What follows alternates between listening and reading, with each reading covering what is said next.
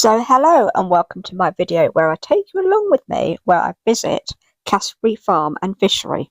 And we had such a lovely day too, especially for a bank holiday weekend, because normally in the UK it's chuck it down with rain on a bank holiday weekend. And if you've been following my channel for a little while, you'll know that every year I always attend an open day to Cassiobury Farm. And of course it's right on my doorstep because I really don't have to go that far to get there. And this year marks the 10th year of the farm being open. So with that, let's go. Cassiobury Farm is right on the Grand Union Canal in Watford. And here we are. Now, I did book my ticket online the night before, and actually I'm glad I did because it became a sold out event. Now, this area here is historic watercress beds that we have in the area, and kids can get on little pedlos and go around this little area on the pedlos. And the first thing I walk up and see is the squirrel monkeys, and they are so sweet. Unfortunately, they don't stay still for long, so it did take me a little while to get the photograph. And then the next stop was to see these pelicans. And there was this really sweet moment where this little girl, who must have been about 2 or 3, counted the pelicans, and until they moved, she originally counted 8, and then she counted 9. Is that why is it 2? No. 5? It's a big turtle. I don't think it's 9. I counted 9. You're right, Ella. Gosh, I missed one. Yeah, now you can see 9. It was just such a sweet moment because they were all huddled together, but actually there were 9 in total. And there are these 2 swans out on the waterbeds, and they were looking lovely and relaxed until they got a bit scared by a pedalo and then flew off.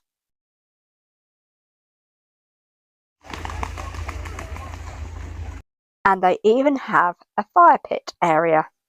And here is a Patagonian mara. And the capybaras were well away in dreamland. And right behind the capybaras were the red macaws and the blue macaws. Hello! Hello! Hello! And yes, that's all it said. Hello! And then it was on to see this cow, which decided to pose for me. And then it was on to seeing the Gloucestershire old spot pig. And this poor pig must have had an irritating itch because that's all it kept doing was rubbing along the gate. And this donkey was really thirsty but was also loving the attention too. Now it was time to visit the common ostriches. Well, last year they just kept running up and down along the fence. However, this year they were a lot calmer, maybe because it was a little bit on the hot side.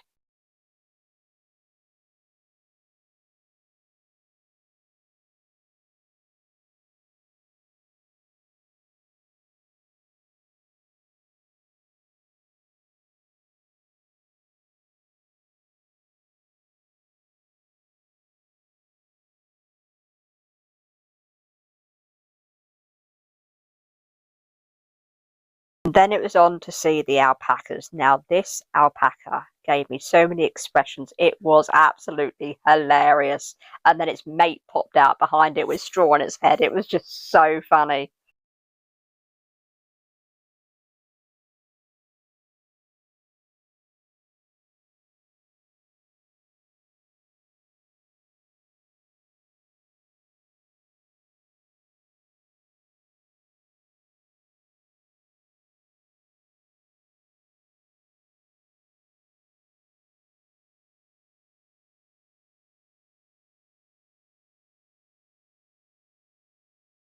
There was another lady standing next to me and she was laughing along too. Now these little burrowing owls are so sweet but so tricky to get a photo of because of the very fine mesh on their cage.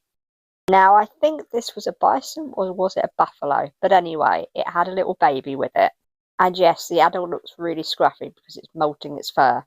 And then it was on to seeing the lovebirds. Now I did photograph and video these guys last year. And right next door to the lovebirds were these super sweet meerkats. Now this meerkat had a little baby with it.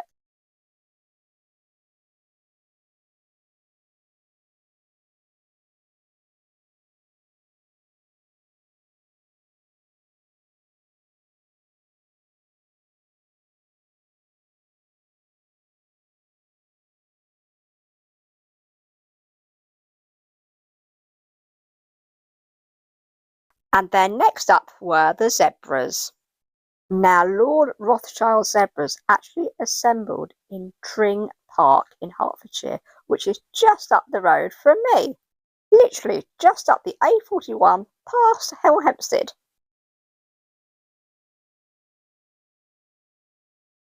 Now, right by the entrance is another area of the farm, and it takes you along to the wolves and the pink flamingos and the pelican. There are also some Madagascar ducks.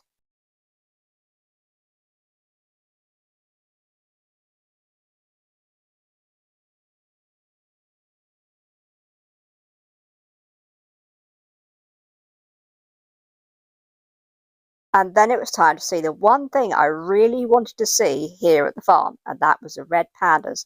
Alas, they were asleep in their sleeping quarters. Oh! So then it was on to see the porcupines. Now, it was quite difficult to get a photo of these guys because the sun was actually facing the lens of my phone. And the ring-tailed lemurs were all snuggled up asleep on the shelf. And across from the lemurs were the bitterons. Now, there were two of them, and they were both asleep. And by this point, it was actually getting quite warm. And then it was time to head to the Australian area of the farm, where the kangaroos, emus, wallabies, and kookaburras were. Oh, and not forgetting the two dingoes.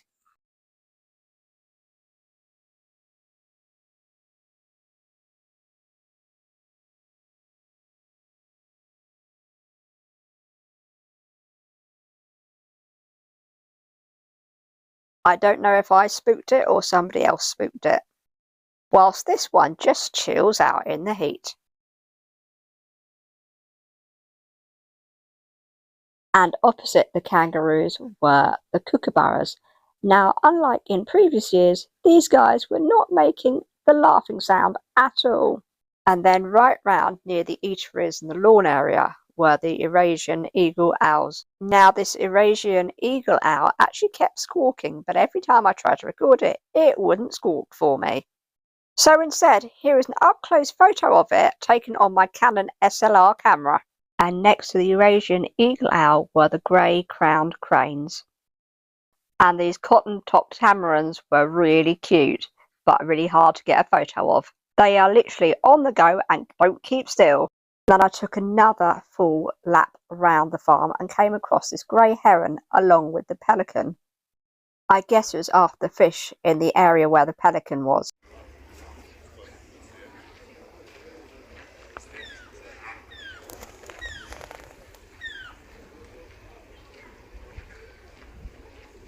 And then it was time to look for the wolves. Now, they were actually in a very shaded area because by this point it was getting rather hot.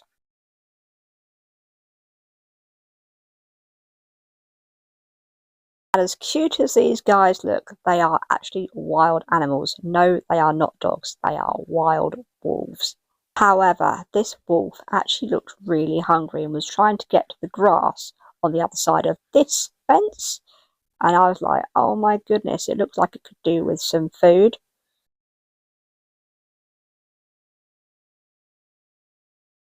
Now, along from the wolves are the Triassic Park walkway, and it's an area where you can spot all the various dinosaurs.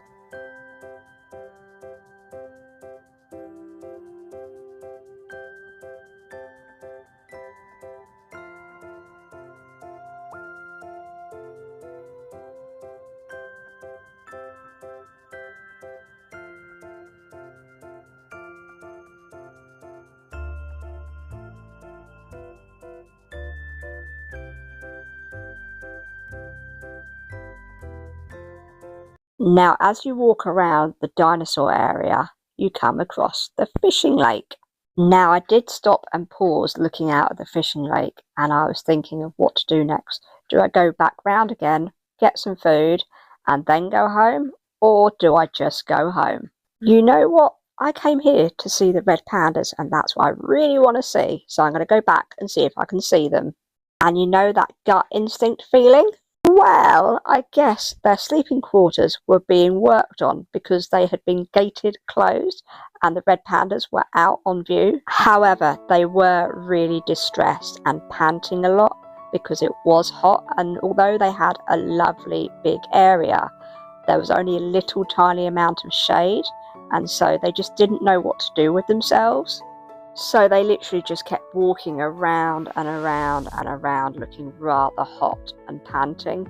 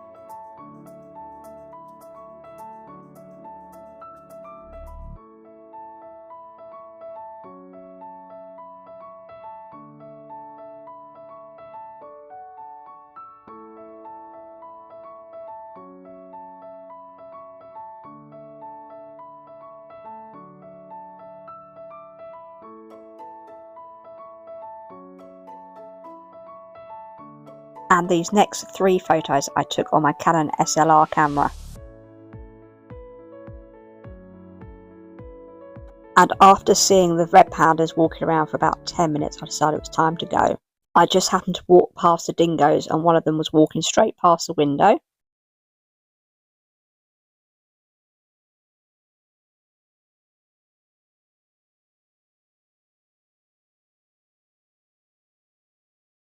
And then I headed to the lawn area where one of my friends had a stall there. I had a little chat with her and then decided to call it a day and head home. Although, as I walked past the farm shop, I decided to go in and get myself an ice cream.